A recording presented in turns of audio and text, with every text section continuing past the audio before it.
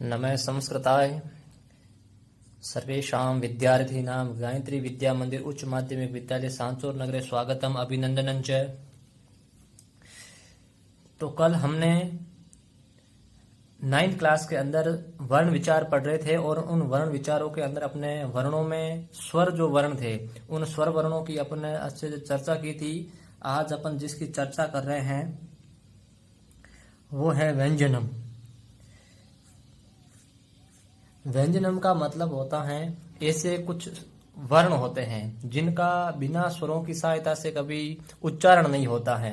भाई दो ही तो वर्ण होते हैं, एक होता है स्वर और एक होता है व्यंजन। लेकिन जब बिना किसी अन्य वर्ण अब कौन सा हुआ, स्वर ही हुआ, तो स्वरों के बिना जिसका उच्चारण नहीं हो, तो मैं यहाँ पर ऐसा लिख रहा हूं स्वरम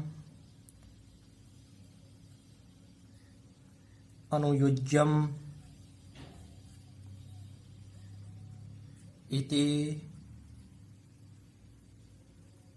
व्यंजनम। अर्थात जो स्वर को पीछे लेकर आता है, स्वर जिसके पीछे जुड़कर आता है वो आपका क्या कहलाता है, व्यंजन कहलाता है। मतलब कुछ ऐसे वर्ण होंगे जो जिनमें स्वरों की सहायता होगी। कैसे, जैसे मान लो ये क है। अब ये जो क के नीचे आपको ये हल वर्ण दिख रहा है, ये हल का क्या है, चिन्ह है। जो हल वर्ण होते हैं, हल का मतलब क्या होता है, जो व्यंजन है। इन व्यंजन का एक चिन्ह होता है, वो चिन्ह कौन सा है, इस प्रकार। ये जो नीचे आप किसी भी वर्ण के करते हो, इसी वर्ण को हल वर्ण के रूप में चिन्ह कहा जाता है। अब हल क्या है, हल को मैं बाद में अपन जब मैसूर सूत्र पढ़कर जब प्रत्याहार समझेंगे तब अपन इन हलों को, अचों को, जितने भी प्रत्याहार बनते हैं व्याकरण में, उन सभी की चर्चा करेंगे। अभी अपन इतना समझ रहे हैं कि जो व्यंजन होते हैं वो होते क्या है। जैसे मान लो मैंने यहाँ पर लिखा है क के नीचे मैंने ये जो ऐसा किया है चिन्ह, यही व्यंजन का चिन्ह है, यही हल वर्ण का चिन्ह है। इसको हलंत कहा जाता है। इस वर्ण का नाम क्या है, हलंत वर्ण है, अर्थात हल अंत में है, हलंत वर्ण। अब देखो, अब सामान्य आप जब इस क का उच्चारण करोगे तो उच्चारण नहीं कर पाओगे। तो क, ये थोड़ी सी आपके मुंह से ध्वनि निकलेगी क, लेकिन जब आप इसके अंदर स्वर मिलाओगे, मान लो इस क के अंदर मैं मिला रहा हूं अब आपका ये क्या बना, क, तब आप इसको बोलोगे क, तब देखो आप इसमें अ की ध्वनि आ रही है। इसका मतलब बिना स्वरों के कभी भी इन वर्णों का उच्चारण होना संभव ही नहीं है। तो मैं यहाँ पर एक लाइन लिख रहा हूं, स्वरों की सहायता से जिसका उच्चारण हो वे वर्ण कौन से वर्ण है, व्यंजन वर्ण है। कौन से वर्ण है, व्यंजन वर्ण है। मतलब स्वरों की सहायता से ही जिसका उच्चारण होगा। अब आप क दन अ करोगे तो क बनता है। इसमें आप और कोई भी मिला लो, जैसे मान लो आपने क के बाद में ई मिलाया, तब आपका क्या बन गया, पी बन गया। इस प्रकार जितने भी स्वर आप इसमें मिलाओगे, स्वरों की सहायता से ही जिसका उच्चारण होना संभव होता है, वही वर्ण कौन से कहलाते हैं, व्यंजन वर्ण कहलाते हैं। अब प्रश्न हुआ कि ये जो टोटल व्यंजन वर्ण है ये है कितने। तो सामान्य रूप से जब व्याकरण में अपन पढ़ते हैं तो उन व्याकरण में इन व्यंजनों की संख्या कितने हैं, 33 वर्ण ही कौन से कहलाते हैं, व्यंजन वर्ण कहलाते हैं। इन 33 वर्णों को अपन कितने भागों में बांटते हैं, 3 भागों में। एक तो आपके आते हैं स्पर्श वर्ण, अभी चर्चा करूंगा ये क्या होते हैं। एक तो है आपके स्पर्श वर्ण, दूसरे आपके है अंतस्तः वर्ण है, अंतः स्तः वर्ण, और एक आपके वर्ण आता है ऊष्म वर्ण। ये 3 भागों में मैं बांटूंगा। अभी इन्हीं व्यंजनों को 3 प्रकार से अपन बांटेंगे।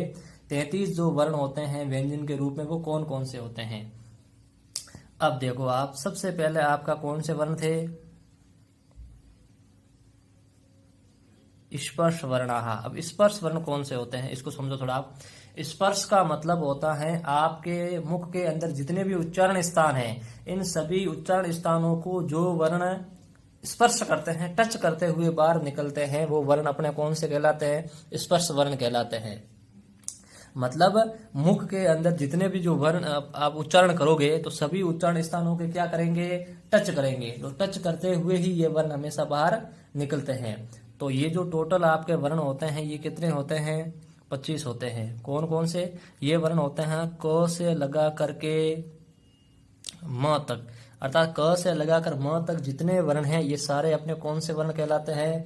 स्पर्श वर्ण कहलाते हैं। क्योंकि इन्हीं 25 वर्णों के उच्चारण में जब तालु आदि जितने भी उच्चारण स्थान हैं, इन सभी उच्चारणों का स्पर्श होता है, इसमें टच होता है, इसलिए इन वर्णों का कौन सा वर्ण कहेंगे? अपन स्पर्श वर्ण कहेंगे।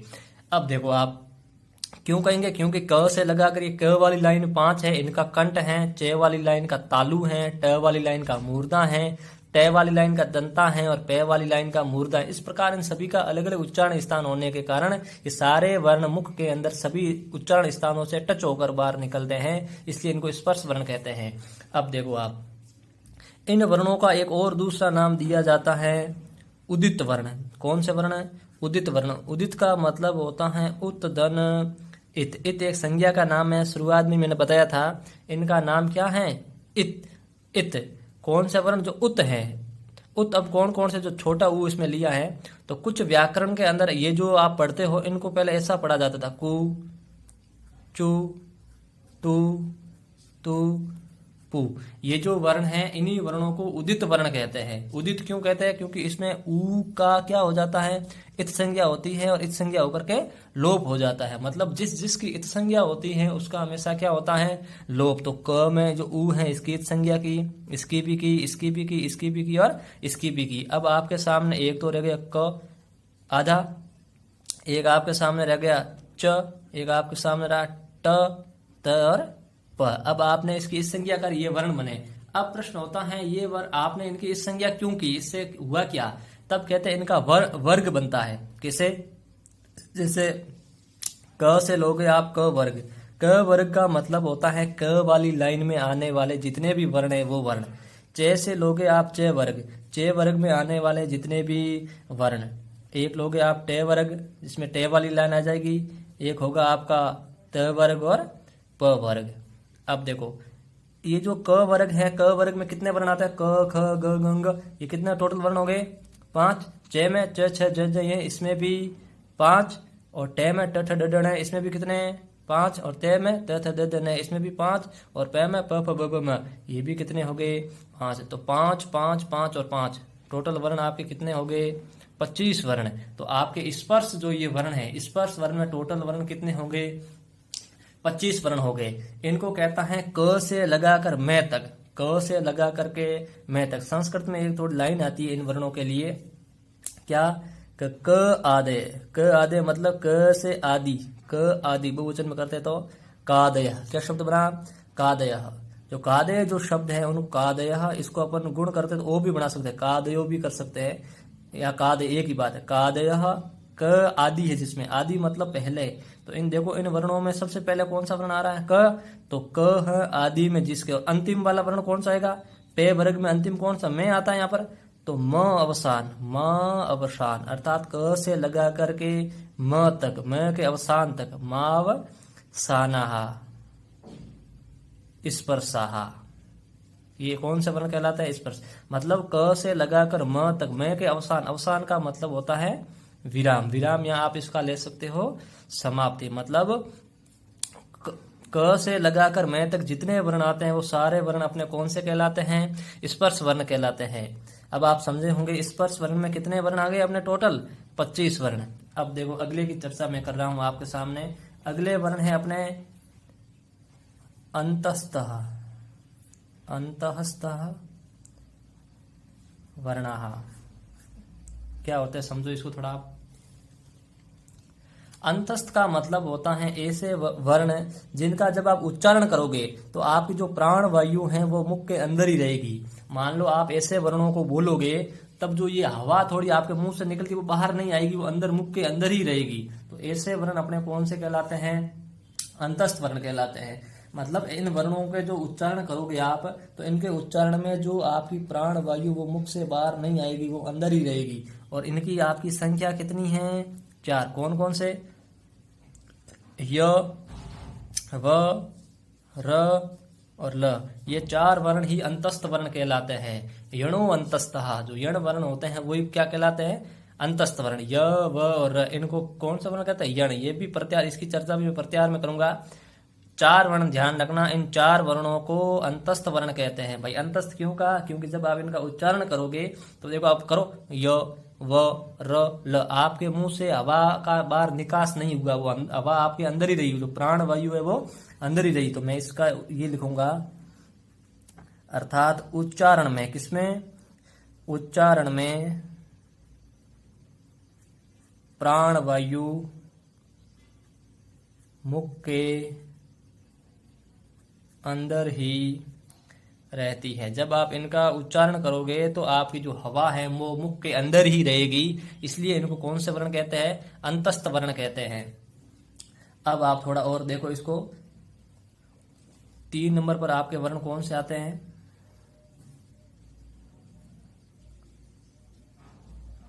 ऊष्म वर्ण। कौन से वर्ण? ऊष्म वर्ण। ऊष्म वर्ण का मतलब होता है ऐसे वर्ण जिनका उच्चारण करने पर आपके मुख के बाहर एक उष्मा का, गर्म थोड़ी सी हवा का आपको एक एहसास होगा, तो वो वर्ण आपके कौन से कहलाएंगे? उसमें इसकी भी संख्या कितनी है? 4 है। कौन कौन से वो वर्ण है? तो मैं यहां पर लिख रहा हूं, श, श, स और ह। ये जो वर्ण हैं, ये वर्ण आपके कौन से वर्ण कहलाते हैं? ऊष्म वर्ण कहलाते हैं। क्यों? क्योंकि आप जब बोल के देखो, स, श, श, स, ह, आपको देखो मुंह से एक गर्म थोड़ी हवा का आपको एहसास होगा, बोल के देखोगे एक बार पता चलेगा। तो इन्हीं 4 वर्णों को क्या कहते हैं? ऊष्म वर्ण कहते हैं। तो मैं क्या लिखूंगा, ये जो वर्ण हैं इनके उच्चारण में ऊष्मा का थोड़ी सी तीव्र गति से निकास होता है। क्या होता है? निकास होता है। जब आप इन वर्णों को बोलोगे तो आपको गर्म हवा का थोड़ा सा ऐसा एहसास होगा, तो इन वर्णों को कहते हैं ऊष्म वर्ण कहते हैं। अब आप देखो, ये जो आपके अब टोटल वर्ण कितने हो गए? देखो, स्पर्श वर्ण कितने थे? 25। अंतस्थ वर्ण कितने थे? 4। ऊष्म वर्ण कितने थे? 4। टोटल कितने हो गए? 33। तो आपके व्यंजन कितने होते हैं? 33। अब देखो आप इसको मैं एक बार और सरल तरीके से आपको समझा देता हूं। मैंने यहां पर लिखा है व्यंजनम। व्यंजन कितने होते हैं? 33। अब देखो आप इसको कैसे बांटोगे? एक तरफ तो आप लिखोगे स्पर्श वर्ण, कैसे वर्ण जो स्पर्श होते हैं वो स्पर्श वर्ण। दूसरे आप लिखोगे इसमें अंतस्थ वर्ण, जो अंदर ही रहते हैं, वो आपके कौन से वर्ण होते हैं? अंतस्थ वर्ण। और कुछ ऐसे वर्ण होते हैं जिनको बोलने पर आपको गर्म हवा का एहसास होता है, वो आपके कौन से वर्ण कहलाते हैं? ऊष्म वर्ण। ये आपके वर्ण टोटल कितने हैं? 25। अंतस्थ वर्ण कितने हो गए? 4। और ऊष्म वर्ण कितने हो गए? 4। ये आपके क से लगा करके म तक, और ये है आपके य, व, र और ल, और ये है आपके श, श, स और ह। तो टोटल आपके वर्ण कितने हो गए? 33। तो आपके टोटल व्यंजन वर्ण आपके टोटल कितने हैं? 33 वर्ण। अब देखो कुछ अलग जो ये जो व्यंजन हैं, इनको जब अपन पाणिनि शिक्षा में देखते हैं तो वहां पर 42 के आसपास भी वर्ण बताए हैं। अब 42 वर्ण वो कैसे होंगे, इनकी चर्चा अपन अलग से और करेंगे, लेकिन आप अभी इतना ध्यान रखो, जो सामान्य रूप से व्याकरण में जो व्यंजन है उनकी संख्या कितनी है? 33 है। और स्वरों की संख्या अपन ने कल कितनी पढ़ी थी? 9 पढ़ी थी। स्वरों की संख्या कितनी पढ़ी थी? 9 पढ़ी थी। अब आगे कुछ और भी ऐसे वर्ण होते हैं जिनको अलग से और भी पढ़ा जाता है, जैसे कहीं अनुस्वार होता है, अयोगवा है, ये विसर्ग है, ये क्या है, इनकी चर्चा मैं अगले क्लास में करूंगा। धन्यवाद।